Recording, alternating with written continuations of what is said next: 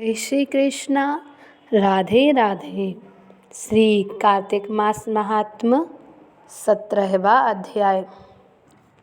नारद जी कहते हैं, उस समय शिवजी के गण प्रबल थे और उन्होंने जलंधर के शुंभ, निशुंभ और महाअसुर कालनेमी आदि को पराजित कर दिया। यह देखकर सागरपुत्र जलंधर एक रथ पर चढ़कर, जिस पर लंबी पताका लगी हुई थी, युद्ध भूमि में आकर घोर संग्राम करने लगा। इधर जयशील शंकर के गण भी तत्पर होकर गरजने लगे। इस प्रकार दोनों सेनाओं के युद्ध में हाथी, घोड़े, रथ, शंख, भेरी तथा दोनों ओर के वीरों के शहनाद से पृथ्वी त्रस्त हो गई।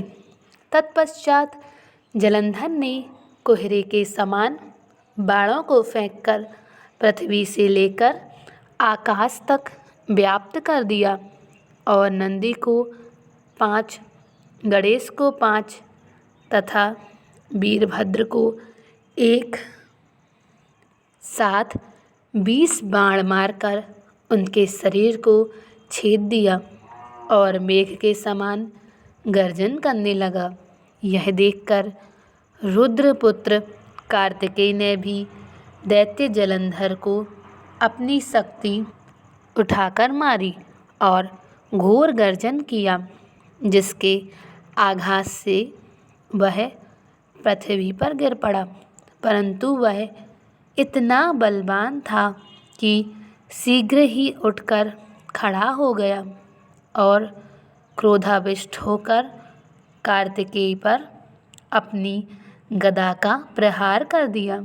ब्रह्मा की वरदान की सफलता के लिए शंकर पुत्र कार्तिकेय पृथ्वी पर सो गए। गणेश जी और नंदी भी व्याकुल होकर गदा प्रहार से पृथ्वी पर गिर गए। वीरभद्र का सिर फट गया और बहुत सा रक्त बहने लगा। वीरभद्र को पृथ्वी पर गिरा देखकर शंकर के गण चिल्लाते हुए संग्राम भूमि को छोड़कर बड़े वेग से भाग निकले।